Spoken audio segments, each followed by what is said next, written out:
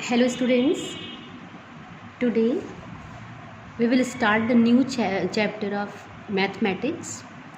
This is the chapter linear equation in one variable.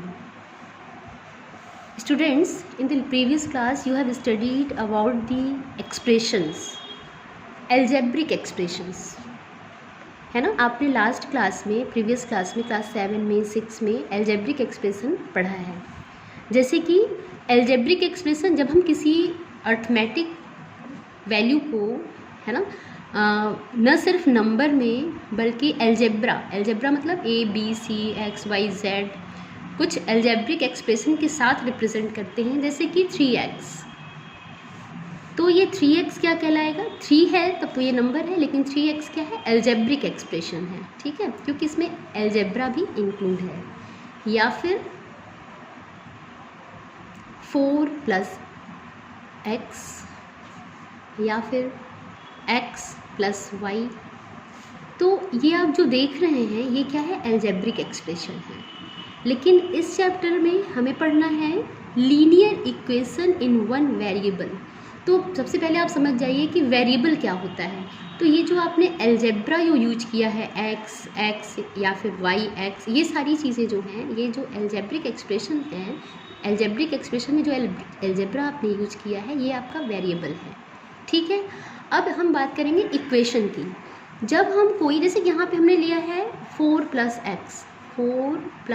x, ये तो आपका algebraic expression है। लेकिन अगर इसी में हमने एक इक्वल टू लगा दिया, इक्वल टू लगा के यहाँ पे लिखा 9, 4 + x = 9, तो जब हम किसी अलजेब्रिक एक्सप्रेशन में इक्वल टू करके कोई वैल्यू रख देते हैं, तो इक्वल टू के साथ जो हम ये दिखाए हैं, ये हमारा इक्वेशन बन जाता है, ठीक है।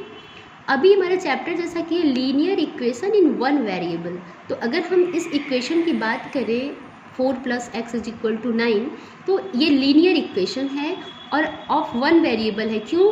क्योंकि एज अ वेरिएबल सिर्फ यहाँ पे x यूज हुआ है, कोई दूसरा वेरिएबल नहीं यूज हुआ है। लेकिन अगर हम इस एक्सप्रेशन की बात करें तो इसमें x और y दो वेरिएबल यूज हुए हैं। तो आज जो हम पढ़ने वाले हैं, जितना भी हम यहाँ पे इक्वेशन सॉल्व करना सीखेंगे एक्सरसाइज 2.1 में, तो इसी तरह के इक्वेशन हमें मिलेंगे, यानी इक्वल टू साइन के साथ हमें अलजेब्रिक एक्सप्रेशन मिलेगा, ठीक है, और जिसमें सिर्फ 1 और 1 ही वेरिएबल यूज हुआ रहेगा, ठीक है। तो इसीलिए इस चैप्टर का नाम है linear equation in one variable, ठीक है। Let us now start the first exercise of this chapter, that is exercise 2.1. Solve the following equation. To see the first equation, x - 2 = 7. बच्चों, आप लोगों ने प्रीवियस क्लास में ट्रांसपोजिशन का rule सीखा है। ट्रांसपोजिशन में क्या होता है? लेफ्ट हैंड साइड को राइट हैंड साइड ले जाते हैं और राइट हैंड साइड को कभी कभी हम लेफ्ट हैंड साइड ले आते हैं। तो जब हम किसी इक्वेशन को सॉल्व करेंगे तो आप देख रहे हो इसमें दो टर्म है लेफ्ट हैंड साइड में, एक x है, एक 2 है, जो कि माइनस से अलग अलग हुए हैं। तो जो वेरिएबल टर्म है उसे हम अपनी जगह पे ही रहने देंगे, मीन्स लेफ्ट हैंड साइड, और राइट हैंड साइड 7 जो है वो भी अपनी जगह पे रहेगा। लेकिन ये जो इधर -2 था, इस -2 का हम ट्रांसपोजिशन करेंगे, मतलब लेफ्ट हैंड साइड से इसे हम राइट हैंड साइड ले जाएंगे।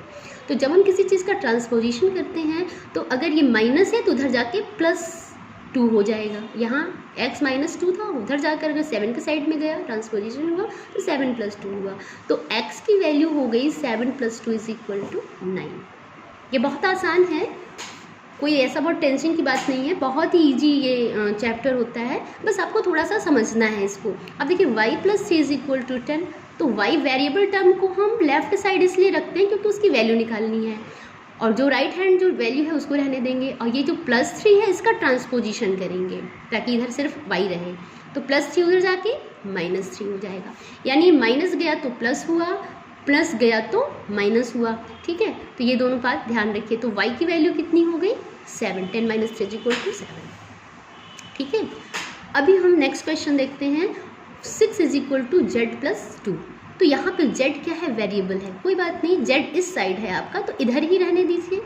2 का ट्रांसपोजिशन करेंगे तो 6 के साइड में 2 आएगा तो -2, इधर +2 है तो ट्रांसपोजिशन होके -2, यानी 4 = z, या आप इसे लिख सकते हैं z = 4। ठीक है।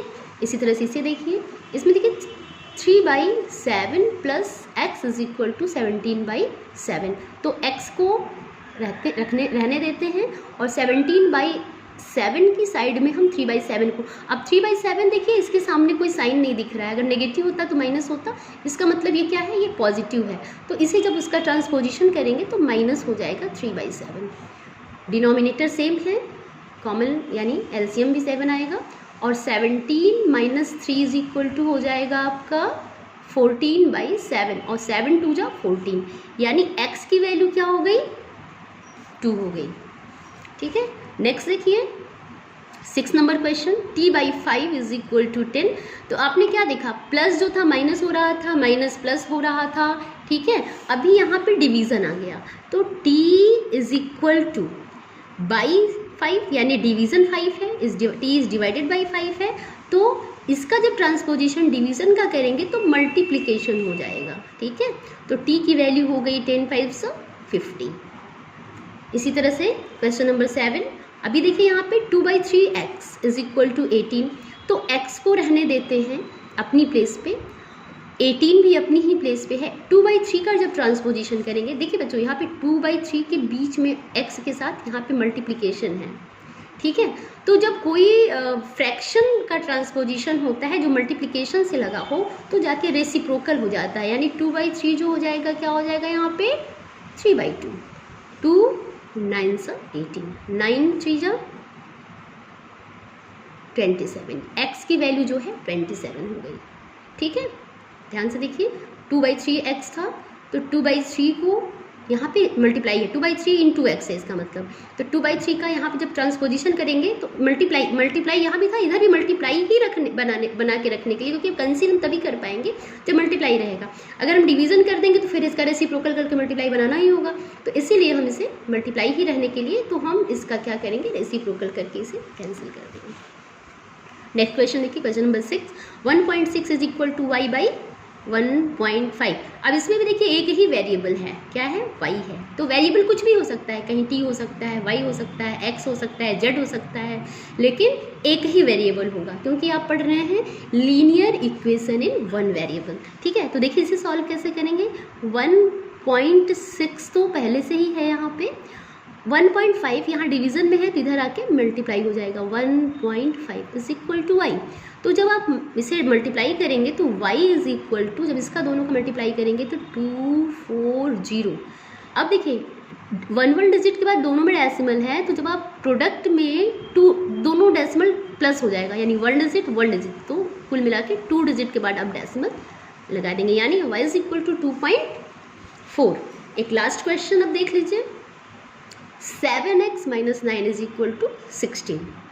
तो बच्चों सबसे पहले जिस टर्म में वेरिएबल है उसे हम अपनी जगह पे रहने देंगे और -9 उधर जा कर के +9 होगा जो कि 25 हो जाएगा। ठीक है, 25 हो गया।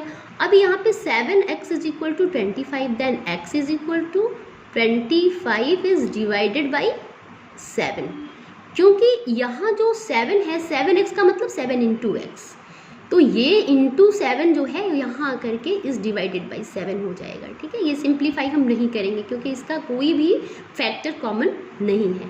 ठीक है, this is the explanation of the equation. ठीक है, how to solve an equation and get the value of a variable. Student, you will complete this exercise. If you have any idea or any doubt, you can write in the comment box. Thank you.